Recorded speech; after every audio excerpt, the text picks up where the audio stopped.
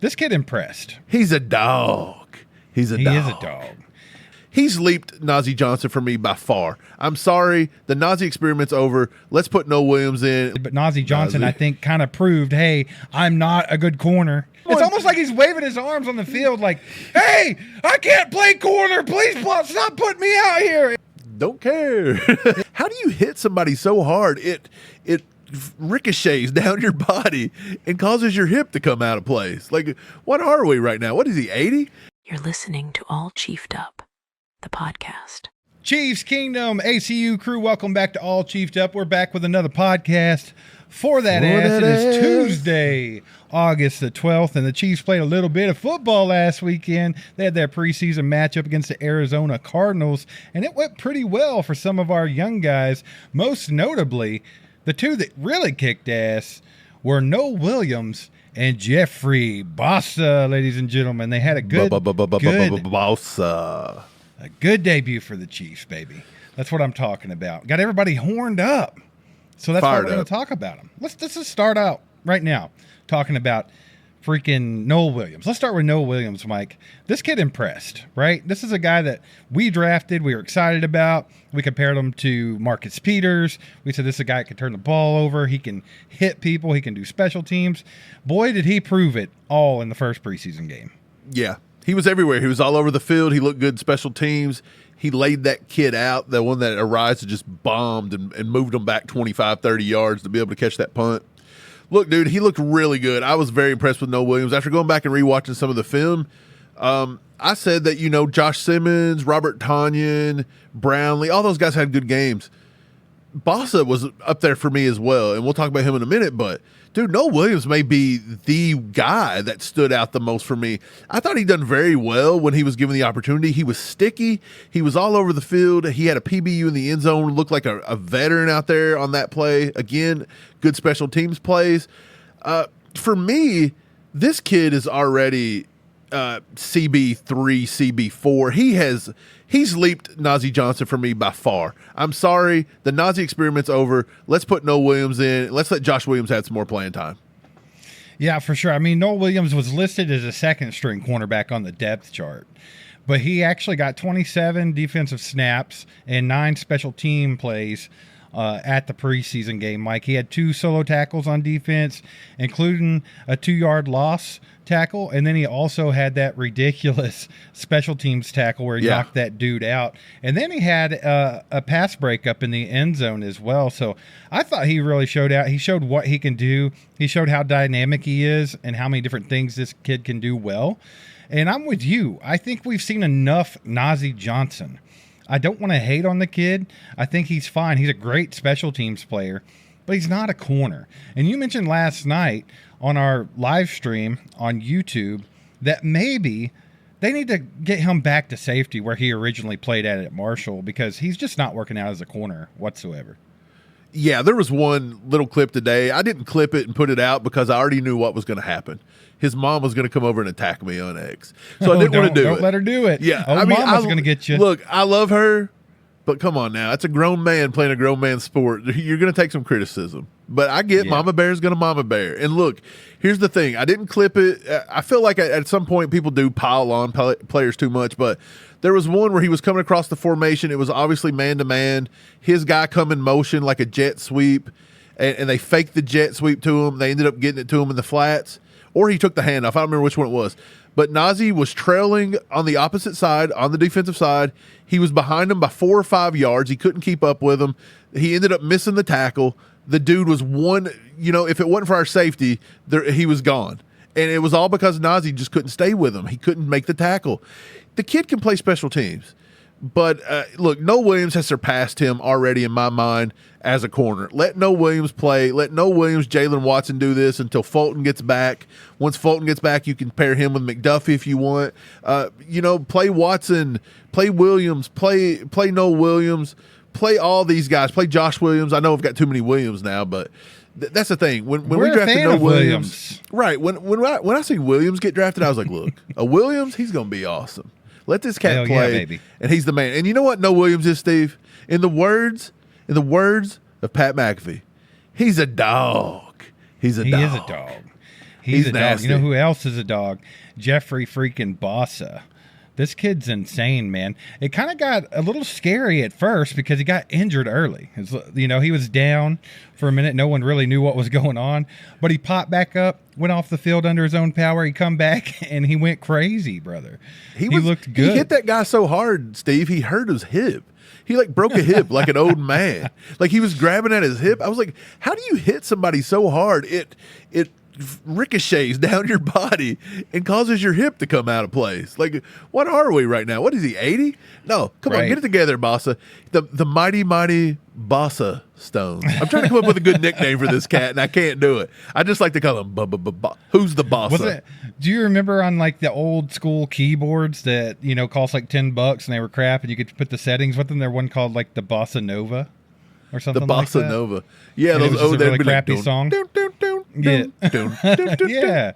That's what I'm talking about. But hey, maybe he's like Boss Baby. I don't know. We'll come up with a good one for him. We'll have to figure that. We got to work on that because none of those are going to stick. Yeah, but those kind of Bosa had 6 tackles, 3 of which were solo tackles, and he had 1 quarterback hit. He was flying around the field. People loved it. The fans reacted big time because I think Jeffrey Bosa is a guy that when he was drafted, a whole lot of people didn't have them on their radar. Like I mentioned this last night, I thought a lot of people knew who Brashard Smith was, who was a 7th round draft pick. But I felt like a lot of people weren't, Steve, knowledgeable about Jeffrey Bosa. They didn't even really know about him. Yeah, people were horny for a running back. They wanted a running back. They were wanting a running back as early as round 2. We seen people mocking us Travion Henderson in round 1, which, I mean, that kid looked pretty good the other day. I don't think that would have been a bad pickup either, but the Chiefs didn't feel like an early running back was a thing, and we kind of had that suspicion. We thought maybe round 2, round 3 at the absolute earliest. But they went ahead and pulled off Brashard Smith, and like we've said 1,000 times, we thought he was probably more of like an early round 6 guy, somewhere in that range, maybe a late round 5. And so it was a good pick, but people were kind of horned about him. They were horned up about Jalen Royals. Who wouldn't be? This kid was a top 10 wide receiver in our eyes that just kept falling down the boards. But Bosa was one of those guys who just got overlooked. And just the fact that Mike Vrabel, and I've said this time and time again, when Mike Vrabel decided he really liked him, I went in and dug in a lot because Vrabel is a guy who he goes out and finds hard-nosed, just flat-out football players. He comes from that line of tradition of the Belichick and the New England where they go out, they don't care what your position is, they want a hell of a football player. And Bosa can do that. He's a converted safety. He can cover on the outside. He's a heat-seeking missile if he comes off the edge. We've seen every bit of it in the first preseason game. And, dude, if he keeps sticking with Spags like this, Spags is going to have this kid looking really good in 2 or 3 years, man. Yeah, super exciting. I know we've mentioned it a lot, but he was kind of in Spags' hip pocket the entire rookie minicamp, OTAs, all through camp. He's learning all the different positions. This guy was a green dot in Oregon. And we mentioned last night also that he's probably the guy that's going to be where Drew Tranquil is right now when that contract goes up. More than likely. And we also mentioned that if you're playing a Drew Tranquil spot, you also need to know Nick Bolton's spot because Nick Bolton, love him to death, one of the best linebackers in football, but he does tend to get injured from time to time, and we need somebody to be able to step in there seamlessly. And I think Bosa is going to be able to do that. And you mentioned he's a converted safety, so he's got the speed. He can cover the passes. He can do it all, man. Bosa's exciting. I don't know if he's just going to be strictly depth this year, or on the special teams unit and everything. But I think one thing's for sure, the Chiefs might have another steal on their hands. Another steal. Yeah. Look, Bosa is a guy that plays the linebacker position, and he's got the sheer talent. He's got the measurables. He's got the speed. He's got the tenacity. But he also will hit you, right? And I think he's got all that green dot stuff too. He's smart. He's going to understand everybody's position. He's going to know how to line you up. He's going to be able to communicate what Spags wants communicated. I think he's got that. The thing that separates him from everybody else, in my opinion, and you mentioned Bolton. Bolton is a good linebacker. Is he a great linebacker? I don't think so. But he's limited. He's limited by things such as physical traits. He's not fast. He's not as fast as he should be, and it causes him to struggle a little bit in certain aspects. Bosa's got all this. Nick Bolton is almost like the George Karlaftis. All these really, really solid players that are really good in their own right, but they've got some of these physical traits that they just wasn't blessed and born with. Some limitations that gets them over the hump. And so Bosa has all of that. And if he can get the stuff that makes the George Karlaftis Loftus's and the Nick Bolton's great, which is studying film, understanding everybody's position, always being in a good spot, just working hard, having a good head on your shoulders, being a good kid, and doing things the right way, and then put those physical traits on it. The sky's the limit for Jeffrey Bosa, man. I am super excited over him. And if you can get Leo re-signed after this season, Leo, Bolton, and Bosa, are you kidding me? What a nasty group of linebackers we could have going forward for 4 or 5 years. Absolutely. A lot of things to be excited about after watching the first preseason game. And we'll get to more of the guys that were winners and losers in that preseason game later in this episode. But Mike, the guys are still practicing. They had camp yesterday. Let's talk about that a little bit. Rashee Rice was back out there. He missed a couple of days with that groin injury, but he was back at it. Also, cornerback Christian Fulton, who had returned to practice on Thursday, but only as a limited participant. Yep. He took another step forward, and he started taking part in team drills on Monday. So that's freaking awesome. That's good to hear. And they also signed another guy, defensive end Nate Matlack. This kid played high school ball at Olathe East and then did 3 years at Kansas State. And then he did a year at Pittsburgh. So another guy to get in there and be, I guess, sort of a camp body, but there's only a few days of camp left. Right. So, yeah, man, things are still moving forward. I think the best thing about this is Christian Fulton actually getting involved in team drills. I want to see this kid on the field and playing. You mentioned a lot about the corner position. We were talking about Noah Williams. I think all the depth we can get there, we need it. And especially with guys like Nazeeh Johnson not really living up to standards at corner, I think having Christian Fulton there, knowing that they don't like to play Josh Williams as much as we think maybe he garners to be played, I think it's very important for this team to get Christian Fulton back and get his feet wet and get him ready to go. Yeah, Christian Fulton getting back is important. We paid him a lot of money. We got to see what he's got. We got to see what he's got. He got paid enough that he's making the team. Like, he's not in danger of getting cut. But I want to see what he's got. I think the defense could look really, really, really good, and that's a down play. I think we could take a big step when it comes to the corner pressure with a healthy Jalen Watson and a Christian Fulton, and then you got Trent McDuffie moving around everywhere, and then you're bringing in Noah Williams, you're bringing in, just – I want to see there be so much that we do not have to rely on Nazeeh Johnson, right? We've almost had to do that out of necessity last season. I just don't want to see that anymore. And I think Brett Veach and them are kind of on the same page here as well. I don't think Brett Veach would went out and paid him that much money if they really felt that Nazeeh Johnson was the second coming of, Ty Law or something. It's not happening. I think they know this, but for some reason Spags just wants to see him sink or swim. And right now it looks like poor Nazeeh's sinking. It looks like somebody needs to throw that dude a life jacket because he just can't keep up. But Christian Fulton, that's a good sign going forward. I like that. And, of course, the defensive end they re-signed, that's because Janarius Robinson, we've seen him do good things coming off the edge in the Cardinals game, but he got injured late in the fourth quarter. They haven't specifically, at the time of us recording this, it's a toe and foot fracture, brother. Okay, so that's what they've come out and said now. Yeah. It was enough that he's going to miss some significant time. He now probably doesn't make the team. He's going to miss the rest of the preseason more than likely. And look, it's something that, like, it kind of sucks for him, but I didn't think Janarius Robinson was ever going to make the team. I mean, he had a shot after the other day, but nothing crazy. I think that we're pretty much set at the defensive ends we're going to have. But, yeah, that's why they signed him. There's going to be more signings going forward. And injuries have cost a lot of people some valuable, Christian Fulton included, a lot of valuable time here during camp. Yeah, well, you mentioned one big thing about the cornerback room that I think is probably the biggest factor, and that is, you said we need a healthy Jalen Watson. The thing with Jalen Watson is, man, he's missed a lot of time over his years with Kansas City already, and then he's out right now in the concussion protocol because of the game against the Cardinals. He took that hit to the head, so that's why you need Christian Fulton healthy, playing, and prepared and ready to go, because Jalen Watson, he's not the most reliable guy in the world. Right. Now, he's good when he's out there, but he does miss a lot of time. But speaking of injuries, let's talk about that. There were 6 players held out of practice. Tight end Jake Brenningstool missed his 11th day of practice. That is huge for him, especially with Robert Tonyan getting out there and kicking ass in the preseason game. Things aren't looking very good for Jake Brenningstool right now, Mike, because if they take 4 tight ends, and we don't even know if they're going to take 4, but if they do, right now I think Robert Tonyan is solidly in that 4th spot, and Jake Brenningstool is just sitting on the sidelines watching it happen. Steve, there's 2 days. By the time you guys are going to watch this, there's going to be one practice left in all of camp. Brenning Stool has practiced this much. 0 time with the pads on. Brenning Stool has cost himself an entire roster spot. And look, he can't help it. It's an injury. Apparently it's significant. It's a hamstring. Okay, so look, hamstrings can be, rough to recover from. I get it. But it cost him his job this year. He's not going to make the team. He is a practice squad guy at this point, and I don't think he's going to get poached. He hasn't put nothing out there to be seen. So maybe the Chiefs go ahead and just squeeze him on the squad. Maybe they put him on a little IR or something. But look, the Brenning Stool guys out there, you guys, sorry to burst your bubble, but he's out.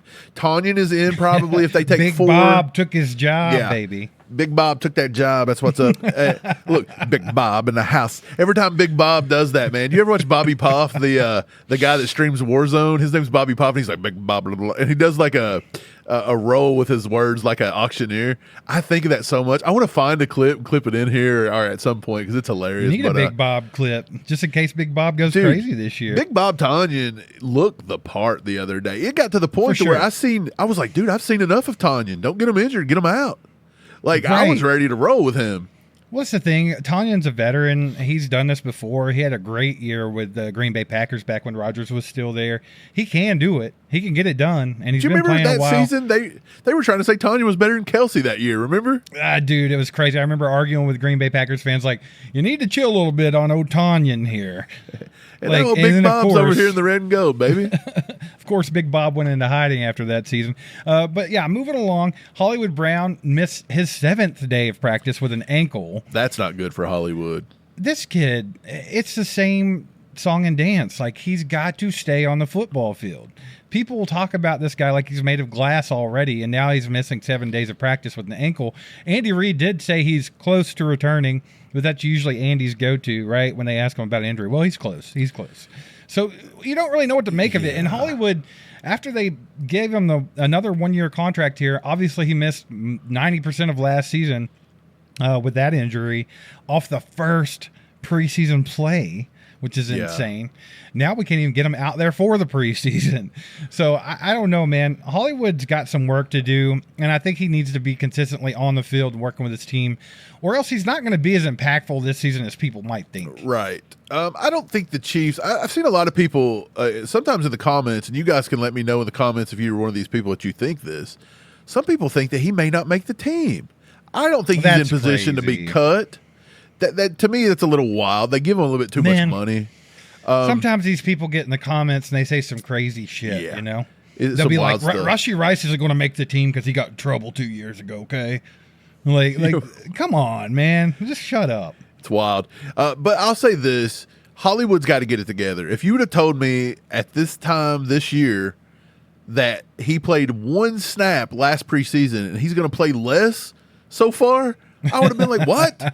There's no way. But it's happened. Get it together. He's got to get it together. Steve, we've talked about this time and time again. Mahomes has got some legit weapons this year. There's a lot of mouths to feed on this offense. You've got a lot more running backs that are capable this season. You've got more tight ends that are capable this season with Big Bob and Wiley coming back a little healthier in a year, smarter in the playbook.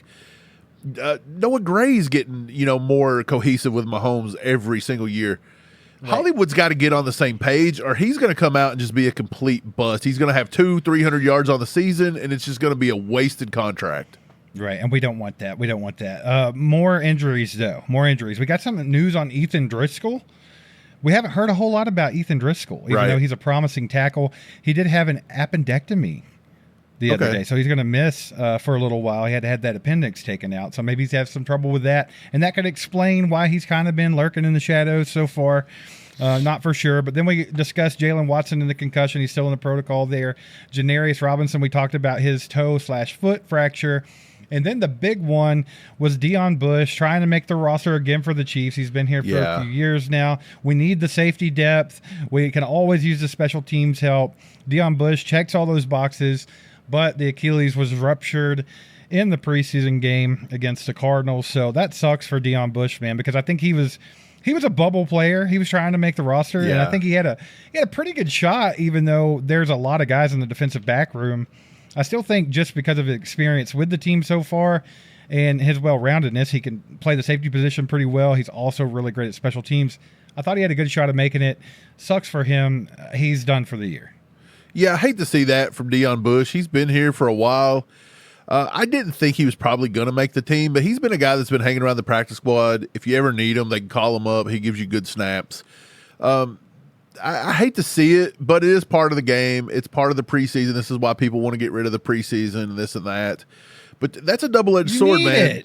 You get rid of the preseason, you're not going to have guys like Big Bob to be able to make a roster. You're not going to have guys that, like these rookies fighting for these spots. You're not going to have games like No Williams. Here's my thing. Like, I understand, yeah, guys take injuries in the preseason, but what's the freaking difference? Oh, they got injured in the preseason, or they got injured in the first game of their actual season. Right. Injuries are going to happen. You're playing a physical sport. It's just part of it. I think it would be silly to eliminate the preseason because I think it's vital to kind of tweaking your roster and getting it to where it needs to be. 100% that, and I also think it helps getting your body right. These guys do not hit in camp hardly at all anymore. You've got to go out and take some hits. And look, if you're Charmin soft and you can't take a hit, then you don't need to be playing this game. Not saying that's what Deion Bush did. That's just bad luck. And just that's going to happen. Those are kind of like freak accidents. But yeah, that sucks for him. But Steve, our safety room is in shambles, in my opinion. I don't think anybody in Chiefs Kingdom thinks that Brian Cook is a top 20, top 15 guy in this league, maybe. I don't think anybody thinks he's top 15. Yeah. Jaden Hicks, he's got potential, but you cannot say Jaden Hicks is a top 10, top 15 guy right now. He's got too much of a learning curve ahead of him. He is a dog. He's going to be good. But, like, if you look at our safety room, it is not good right now. I'm telling you, Mike Edwards is just so hit or miss. He lets up that big play. He's getting a little long in the tooth. You've got Chamari Connor, who also comes down and plays some nickel. We talked about maybe moving Nazi back there, but they look really reluctant on doing that. You've got Major Williams. You've got Glendon Miller out of Maryland. I like both of those kids, but there's still guys that were just undrafted. Maryland's not a small school, but still he's, Major Williams, small school. I like Major Williams. I think maybe he's got a shot of sneaking on here, especially if they want to go away from Mike Edwards, which you don't think that's a possibility. I think Mike Edwards is kind of on the roster bubble, in my opinion, after what I saw the other day.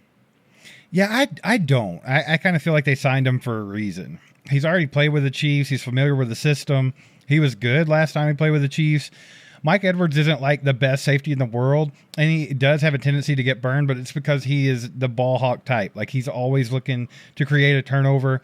But one thing Patrick Mahomes even mentioned back when he played for the team last time is he's always around the ball. So he can make these plays. He said he reminded him of Tyrann Mathieu at times because he's always around the football.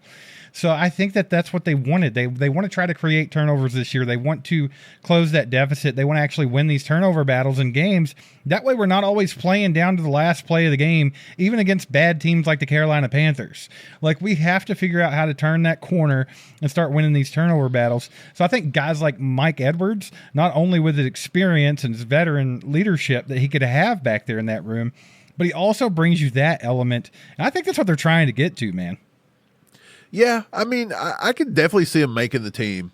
I just feel like if you have a guy such as a Major Williams that really comes on, he is that ball hawk guy, right? That's why we got him. So if you can get a guy that's younger, a guy that, maybe more physical, maybe a little bit faster, but still has that ball hawk instinct, I wouldn't be opposed to moving away from a Mike Edwards. But I do like the fact that he is a veteran. I think the big thing in the safety room is Brian Cook's got to take it to another level this year. He just has to. He has to. Yeah. He's had that injury that kind of set him back. Year.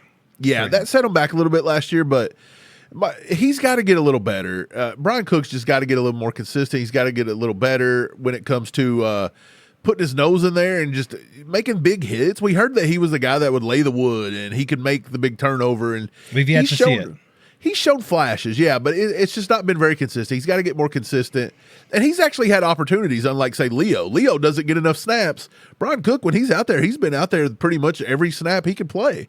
So now he's made some big plays for the Chiefs. He's been involved in some of the biggest plays for the Chiefs in the last couple of years. So I think it's definitely in there. He's just got to be more consistent. You hit the nail on the head there. But just touching on one more little thing with the safety room, like you said, it's probably the glaring problem for the Chiefs. Like, if there's a weak point on this roster, it is safety. So that's led people on X and fans on Facebook and everywhere else to talking about going out and signing Justin Simmons. Yep. The veteran is still available. I think his market value is somewhere around $7.5 million for a season. And this is a guy that's notorious for picking off Patrick Mahomes every time he freaking plays him. So what do you think about going out and signing a veteran there? I know the Chiefs have a little bit of wiggle room with their salary cap situation right now. And he's looking at about $7.5 million for a year. Might be able to get him for a little bit less, especially with him aging and being able to play on a team that can compete for a Super Bowl. It might look intriguing to him. Also, he would be one of the leaders in that room. So I don't know. I haven't heard any rumblings about this, by the way. Only fan speculation. Yeah. But what do you think about that? What would you think if the Chiefs were like, hey, this is a problem. This is probably the biggest problem on the roster. Let's see if we can Band-Aid it. Yeah, I think the Chiefs have the cap to make it work if they wanted. I don't know. I'm not opposed to it. I'm not. But I'm also don't think it's super vital. I don't think that one signing would just definitely put us over the hump. I just do not think that. You don't think it would improve the room? It improves the room. I don't think it would just be like the one thing that we're missing, that's like, well, pencil us in for another ring. I don't think he's that. But he does elevate the room. He elevates the floor. He's more reliable than what we probably have. And so I would not be opposed to it. But do I think the Chiefs will do it? I don't know. I don't think so. Yeah, I mean, there's a lot of people calling for it, even on Reddit. People, the Chiefs should immediately sign veteran Justin Simmons after seeing the Deion Bush injury, plus what they already have going on at the safety room. All the actual rumors right now is that he's predicted to sign with the Cincinnati Bengals. Well, I'm going to tell you this: the Deion Bush injury has nothing to do with re-signing signing Justin Simmons. Deion Bush was probably not making the team. I think Deion Bush had a good chance of making the team. If you wanted to raise the floor, though, Justin Simmons does that no matter if Deion Bush is healthy or not. So apparently the Chiefs have not thought that the floor needed to be raised there, at least with Justin Simmons, or they would have done this already. So It's not like this injury is going to impact Brett Veach's thoughts on the position. We've seen the thoughts on the position. They think they're fine with it. Right. But I think that Brett Veach has definitely probably kicked the tires on it. I'm sure they've thought about it because they always, check out everything. And like I said, Justin Simmons, Chiefs fans know him because he notoriously kicks our ass a lot of the time. Yeah. He always tends to get a pick. We remember back at Denver, and even last season when he played for the Falcons, he did it again. It's just inevitable. Justin Simmons is going to pick off Patrick Mahomes. But the guy's 31 years old, so it would just have to be the only way we could get him is if he wanted to go to the Chiefs, like he thought he could maybe go win a ring with the Chiefs. And maybe take somewhere around the vet minimum, which I don't know if he's going to do. And it looks like the Cincinnati Bengals have a lot of interest in him. And a lot of people, even though they haven't been, think that they're competitive. They think that they're a team that could make a run like that. So there's a chance he could probably sign with them within the next 24, 48 hours. And then this story can be completely kaput. So whatever. I think we're okay where we're at. But the key word there being okay. It's not great. But overall, I think the preseason game was a success. And then, of course, practice yesterday. It was a light 10-10-1 practice or whatever they call it. They didn't do a whole 10, lot. 10, There were 10. 10-10-10. There was no more injuries to report or anything like that. So the team is exactly where they were at going away from the preseason game, man. But let's go back to that preseason game and talk about the big winners. And right now, we already mentioned one, and I think we'll go ahead and talk about him. That's Big Bob Tonyan.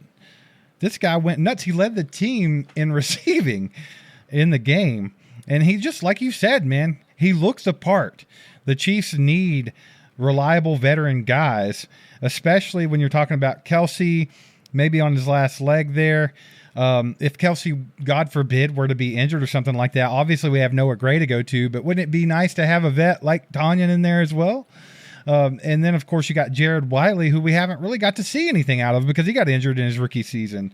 So I think that there's a big percentage that Tonyan's making this roster right now. Like you said, Brenningstool probably done lost his job. Right. It looks like Tonyan's probably more, if I had to guess, he's probably like 60-40 in favor of making the team. A lot of people think they're going to cut Wiley. I'm not there. I just don't think so. He's too big. He's too much of a red zone threat. He hasn't got to spend enough time with the team. this is just more people that just doesn't give anybody a chance to succeed. And they just want gimme, gimme, gimme, now. That's the generation we are. And the funny thing is like, it's not even the younger generation that does. It's the older generation that is the people that doesn't have the patience anymore. It's kind of odd. But, yeah, the tight end room, in my opinion, they're going to go 3 or 4. If they go 4, it's Tanyan. If it's 3, it's probably just Wiley. I think Wiley probably just gets it over Tanyan. I don't think that there's anything there. Now, is Tanyan probably better than Wiley? Yeah, absolutely. He's been in the league longer. He's a little more savvy in his route running. He looks smoother, probably faster even to a certain degree.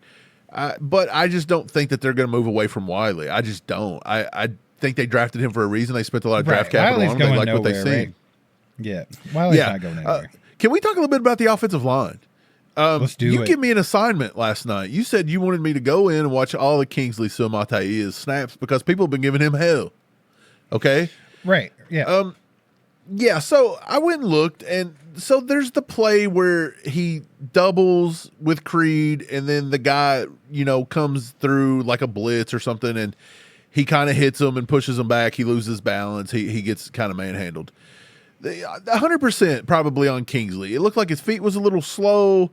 He was a little late, picking up that blitz. Yes, he clipped Creed a little bit. There was that with it. But yes, that's an error on Kingsley. And Kingsley's going to have things like that. But out of every one of his snaps, that was the worst rep he had.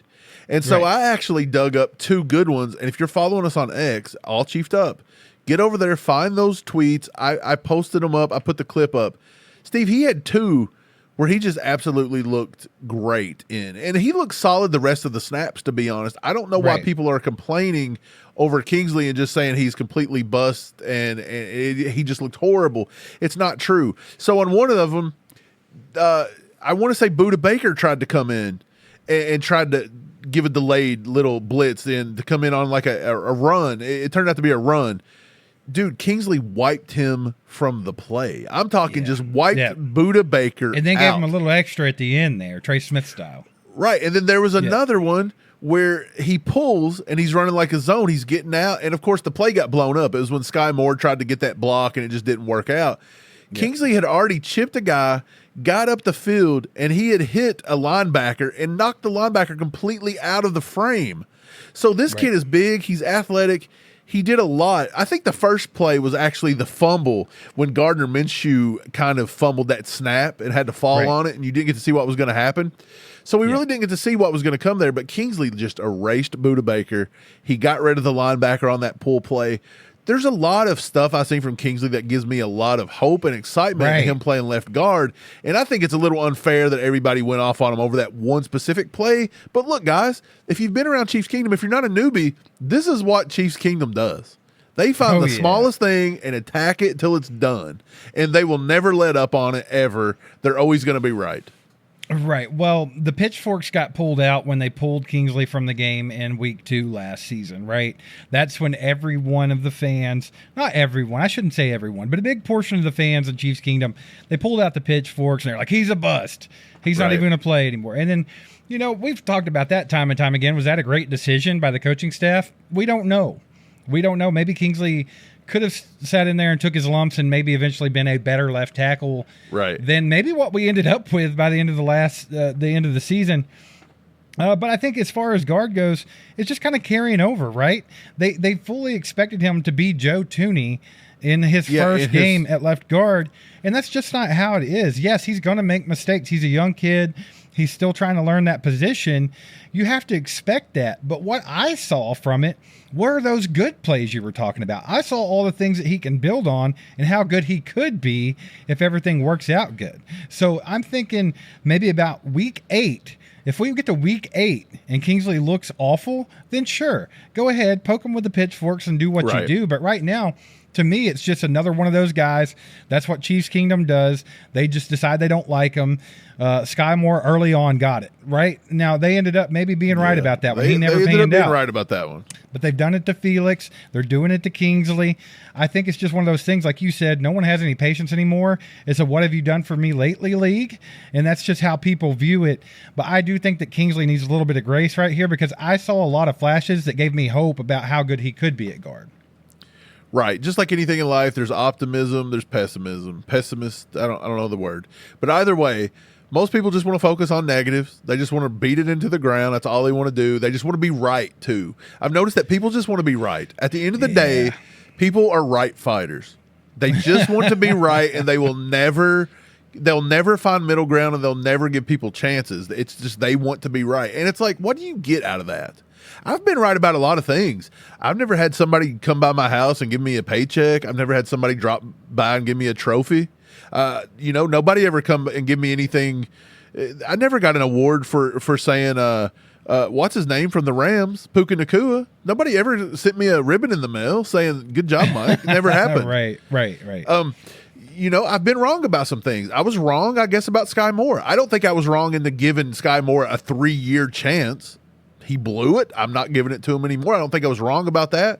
But at the same time, nobody's, sent me a ribbon for being wrong about Sky Moore either. I know one of you assholes are going to do it now. I know that's coming. But look, I'll put it up proudly. But it's just one of those things, man. It's like people want to focus on positive, negative, and most people want to just do the negative. Well, my thing is I think that a lot of people don't understand the implications a fan base can have on the psyche of a player, because they do read your all shit. Like, whether they say it or not, they totally see read it, it, man. They hear it. And someone like Kingsley, I feel like it's early in his career, and I think, right now he has an opportunity to be a good guard in the league. I think that it kind of worked out to where we went and got Josh Simmons. You could slide Kingsley into left guard because Joe Tooney was traded away. He has an opportunity to actually have, a viable path to being a successful NFL player. And I think that we should all be kind of behind him on that and rooting for that to happen. Because, as a Chiefs fan, don't you want him to be a good left guard? Yeah. So my thing is why are you, piling on to this kid about stuff that maybe wasn't even in his control last season? Yeah. And it just makes no sense to me. I think we got to do a better job about getting behind the players instead of just tearing them down early. Because, I'm not a guy that thinks, in energy or karma or whatever you want to call it, but I do think that maybe Chiefs Kingdom kind of run Sky Moore into the ground. Steve, you mentioned it. They read this stuff. We talked about it last night about how I went and pulled that fake AI story about Brandon George sneaking out and going to a Right. Rager and getting cut from the team in St. Joe. Mm-hmm. His mom interacted with the post. Brandon George has interacted with that post 4 or 5 times. He has stayed interactive and read almost everybody's comments on that post, and he's liked several of them. Right. These guys read this, okay? Especially the younger guys that are just getting in the league. They want to Google. Right. It's the guys that want to Google their own know. name and see what's happening. Do you think these guys want to go out and give complete effort for a fan base that doesn't appreciate them, like, instantly? Like Kingsley, like, this causes players to sour on fans, teams, fan bases, you name it. And then they get to the point where they just don't even care anymore and they just want out. They want something different. And a lot of the fans will be like, well, if you're going to think like that, we don't want them anyway. But it's like, okay, well, let's have you go to your job and somebody tell you you're a piece of trash every day. As a fan, that might be what it is. We're critical all the time as fans. If you're critical and you can back it up with film, yes.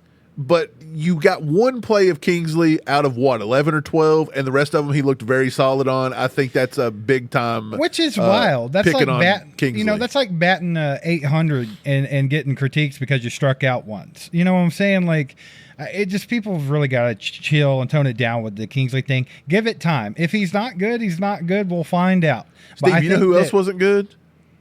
Who? Jalen Moore stunk at right tackle. Dude, I tried to say this last night, Mike. I think that everyone can kind of put down the pipe and quit saying he's going to be the right tackle. But the funny thing is people hate Jawan Taylor so much that the people think Jalen Moore's great. And it's like, there's no right tackle battle. I went back and watched that last night, Steve. There was 2 plays in a row where Jalen Moore gets on an island, gets lost, misses everything. Gardner Minshew had to run for his life. And look, I'm not going to pretend to know what the call was there on the offensive line, the protection. Maybe C.J. Hansen or whoever's playing guard messed it up. Maybe he didn't chip right, but it kind of looked like he was just lost. He didn't get to anybody. He just stood there, and he gets it. On the very next play, they run Carson Steele, a little dive play on the right side. He's so slow coming off the snap that the defender extends on him. He can't cut him off. His footwork was slow. He couldn't seal the edge, and the edge makes the tackle on Carson Steele all the way down in the A gap. Can't have that from your tackle. There is no tackle situation right now. If Jawan Taylor's healthy, he is going to play. Jalen Moore is a swing guy that has to get more reps at these places. This is why he's doing this. But, Steve, Jalen Moore is not a right tackle right now. He's just not, and he looked worse than Kingsley, and yet Kingsley's getting all the people dogging on him, and nobody said a word about Jalen Moore. Right. Well, you hit the nail on the head. Who's also getting paid so much more. It's because they hate Jawan Taylor. Jawan Taylor. Exactly. So let's just describe this. We've talked about this a million times, so I don't have to get too far in depth. But when you get a guy, they paid him a shit ton of money, right? Way more than we thought. We saw the contract. We were like, well, that's wild. And then I think what it was like the entire fan base gets so hyped up and so horny that he's going to be the next franchise left tackle. Well, they're moving him over to left tackle. We don't have to worry about that no more. He's amazing. He's great. Well, that's not how it turned out. And then you had Collinsworth and the NFL piling on with a bunch of bogus-ass penalties, and the pitchforks came out, right? Because everybody's mad. He's not the next great left tackle for the Chiefs like everybody thought. And should I say, on top of that, it was very unwarranted. Like, you thinking that was stupid to begin with. So you already set yourself up for failure there. But then they pull out the pitchforks, and now they can't get away from it. So it doesn't even matter that Jawan Taylor's been a pretty solid right tackle. It also, last season, let's talk about this for a second. Not only did he play with a knee injury that no one knew he was playing with because he said the team needed him, but he also took a restructure on his contract so we could get D-Hop to try to help the team. And all the while that this is going on in the background, everybody's talking shit on this man. Everybody's giving him hell, dude.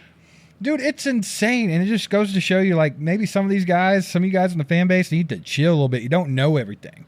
Like, we don't know everything. We don't act like we do. So, I mean, it's just crazy to me. And I think that, like I said it before this was ever even a topic of discussion, like, that's not going to happen. Like, Jawan Taylor will start at right tackle this season. Now, there's an out after this season. If they decide to go with that and get rid of him, then cool. But they might restructure him and see if they can keep him because he is a solid right tackle. Jalen Moore is not that guy. Everybody can put that story down and put it to bed. Right. Jalen Moore's better on the left side. And they've already decided that Josh Simmons is the left tackle. And you've not even seen a rotation. You've not seen a camp battle. You've not seen nothing. It's just been Josh Simmons. And we said we kind of didn't like that because it kind of feels like Kingsley. Not saying he's not a better project than Kingsley at this point. Kingsley was a big-time project. Simmons was just healthy. But Simmons, we know what he is, right? Yeah, Simmons looked really good the other day, too. Just saying that. Dude. Like, there's some small things he could work on, but he looked pretty good. I'm telling you, Simmons, the only thing he's got to watch out is to overset and get beat on the inside. People beat him across the face a lot. And he didn't have that the other day, which is fine. Right. But somebody's going to discover that on film. Somebody's going to do that. Maybe Khalil Mack does it week one, and then you're going to start seeing it replicated a lot. Right. And then, of course, one of the beat writers, Matt Derrick, put out a story or said something on a live stream or something about, well, he gives the plays away. The way he lines up, the other team knows if it's a run or if it's a pass. He telegraphed everything. Josh Simmons. He telegraphed every play. And it's like, you know what? Even if you were right about that happening, if that was actually a thing, he's going to know it too. He's going to hear about it. They're going to tell him. He's going to learn from this and get better going forward. So everybody can stop freaking out about that too. That's all I've seen is, oh, no, he's telegraphing all the plays. He's not going to work out. And it's like, bro, if that's a problem, you don't think Steve Spagnuolo's smart enough to see that? You don't think Joe Cullen's smart enough to see that? Right, and they're going to tell him. Like when they're in practice, Colin's got his defensive lineman over there. They're going to know that. They're not going to keep that to themselves because they're trying to win practice. They're going to be like, hey, brother, you need to stop. That's kind of a look, I like Matt Derrick, but that's kind of a stupid thing. Look, a lot of tackles, if you watch a lot of film in college and stuff, a lot of these guys, they don't even put their hand in the dirt sometimes. If they do, it's a run. If they don't, it's a pass. They do this all the time. They'll set up a little deeper if it's a pass. Most of these guys know this. Football is mostly situational. There's not a lot of times. Maybe on like a 4th and short. Are they going to run a rollout with a quarterback? Are they going to dive up the middle? Are they going to throw a long pass deep? Like, what do you got? You've got plays like that where you got to guess at. But for the majority of this time, people can just about guess 70% of the time what a play is going to be, run or pass. Steve, me and you could sit there and call Andy Reid's playbook play for play. Yeah, like, half the pretty time. We close. can watch a game and be like, here comes a run, here comes the delayed handoff, here comes the screen pass. We've done this time and time again. You don't think guys that are getting paid millions and millions of dollars being defensive coordinators can't do this anyway? This is all ridiculous. It's stupid. It's just a way to get clicks and this and that. Yeah, well, I think it's just like pulling all the negative from this, and I think that's sad because I think what we saw in the first preseason game was very, very hopeful. A lot of positive, a lot of young players that are damn good at what they do and have a lot of promise going forward. I don't think I pulled a whole lot of negative from that preseason game other than negative from that. I mean, to be quite honest, I'm very hopeful about all these young players. I'm very hopeful about how the offensive line's actually looking because, you know, Kingsley, he had a lot of positive stuff. Josh Simmons, a lot of positive stuff. We already know the right side of the offensive line's fine. We already know you got Creed, Trey, Jawan Taylor over there. They're okay. It's that left side that's a question mark. But what I saw gave me a lot of hope. I'm thinking maybe by week 8, we might see a really solid offensive line for Mahomes. And then here's the kicker. If we have a really solid line for Patrick Mahomes by week 8, we have one for the foreseeable future because the guys are so young. We have them on rookie contracts. So, like, I'm hopeful about this. I'm like, excited. I think that a lot of the skills players were good. The offensive line showed me some promise. The defense had a lot of great players. We already mentioned Noah Williams, Jeffrey Bosa, all those kids. I'm just really excited about this team. I think it could be one of the best rosters the Chiefs have had in the Patrick Mahomes era, and they're young, man. They're super young. Yeah, I think the one thing that we're going to see pop up a lot throughout the season, and I think it's going to continually be it because of the pitchfork crowd. And they may not be wrong. This may be another one they're right about. But I can already see it. It happened after the Cardinals game. Well, everybody looked pretty good. We looked okay, but Matt Nagy just still sucks. And it's like, good God, how are we pulling out? How are we dogging Matt Nagy after a preseason game? We're dogging a guy calling plays in a preseason game where they literally just run the most vanilla stuff ever. If you're listening on the podcast, Mike's doing air quotes, calling plays. Right. Because we all know Andy Reid has a big hand. Well, it's one of those things where it's like, this is the most vanilla stuff you're running right now. You're running halfback dives and delayed handoffs and slants. Like, dude, you're not doing nothing crazy in the Arizona Cardinals preseason game. Look, man, I just want to talk about this for a second. People got to stop thinking that preseason games matter in the aspect of wins and losses. You don't give a shit if you win a preseason game. They're not trying to win. They're not calling plays to win. They're trying to see what they got and what they need to work on. They don't care about winning the game. Steve, if the Chiefs wanted to win the game, Patrick Mahomes wouldn't have threw one pass. Dude, it blows my mind. And then you got other Chiefs creators, and I'm not throwing shade, but they're on here calling play-by-play a preseason game, freaking out, like, yeah, like going nuts, like just doing anything and everything to get everybody horny about a preseason game just to get a big paycheck or whatever it might be. But it's insanity. Like, we don't have to keep doing this. You don't have to freak out about preseason. Like, and then, Mike, we had somebody that left a comment on our analysis and was like, guys, you need to calm down. It's just preseason. It's like, are you telling me to freaking calm down? We're literally just talking about good things and bad things from the preseason game. Talk about how it doesn't matter if you win a preseason game because it's stupid. It's just practice. And we got people over here going nuts. You're allowed to be excited. You're allowed to be excited about certain players, camp battles, specific reps. I love it. This is what the preseason's about. But you don't get excited over a win or a loss. Again, if the Chiefs wanted to win, Patrick Mahomes would have played more than one series. Like, you can't tell me the Chiefs cared about winning and then they don't play their starters. Like, this is the preseason. It doesn't matter. Mike, look, it's the most elementary shit I've ever seen. Why would anyone who knows anything about football think it matters if you win a preseason game? Well, like, you have to be borderline. I can't even say what I want to say. Yeah, you need to chill. ESPN, if you'll let me get it out, actually had a thing that was like the Cardinals took down the Chiefs in the preseason. And there were actually people in the comment section talking about how great this was for America, that the Chiefs lost the preseason game. I'm like, dude, if I'm not mistaken, we lost every preseason game we played last year. We ended up in the Super Bowl, didn't we? I don't even remember. I don't care about preseason wins or losses. The fact that we have to talk about this pisses me off to no end. I can tell you lost your marbles right there. You're about to lose because it's so stupid. It's like the most basic shit on the planet. Like, no, everyone knows if you watch football, the preseason doesn't matter like that. But yet we have people perpetuating this shit to everybody, and everybody getting excited about it and regurgitating it. It drives me nuts. Yeah, it's just wild. It is what it is. But look, hey, man, be excited. Be excited, Chiefs Kingdom. Yeah, that was a good preseason game. I'm excited for the next two. We still got to get through these camp battles. And again, we've only got 1 day of camp. By the time you guys are seeing this, there's going to be 1 day of camp left. So camp is over. We're moving on to game prep and practicing back near Arrowhead and just getting closer to the season, man. And from what I've seen, I take all positives out of the preseason. I don't think you can take many negatives. The only way I take negatives is if we get into the third preseason game. Maybe the starters play a little bit more, or the second one, whichever one the starters decide to play more in. And you start seeing the same stagnant offense. Maybe Josh Simmons isn't getting it together and he's getting beat a lot, or, just whatever. Then you can start getting some concern. But from everything I've seen from 10 or 11 snaps of these guys in the first preseason game, I don't see how you couldn't be a little bit optimistic about the way we're going, because like you said, this is the best roster that looks like the Chiefs are going to have had under this entire dynasty. Absolutely, and the youth, it makes it even better. But another game, Friday, August 15th at 9 p.m. Central Time, I believe. It's That's the Chiefs and Seahawks. That's going to be a nice, fun, late one, huh? Yeah, I'm okay with it. It's whatever.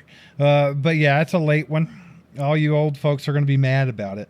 I mean, I'm old, but I'm not mad about it. Yeah, but we'll get to see some more about what's going on here. So we're in the thick of it, bro. Before you know it, preseason's over and we're kicking this bad boy off. I mean, we're midway through August right now, which is wild. But yeah, a lot to be excited about. Appreciate you guys being with us today. If you're listening on podcasts, whether it's Spotify, Apple Podcasts, or one of those other platforms, shout out to you. Do your boys a favor. Give us that 5-star review. Write some kind words down there. Let people know where to find some good Chiefs content. If you're watching on YouTube, do us a favor. Hit the like button. Subscribe to the channel if you haven't. Share it with your friends. Do all that fun stuff. We would much appreciate it. Yeah, what Steve said. I'm not even going to say nothing else. That was just a nice little outro there. You don't have to, baby. I did it for you. Okay, go Chiefs. Go Chiefs.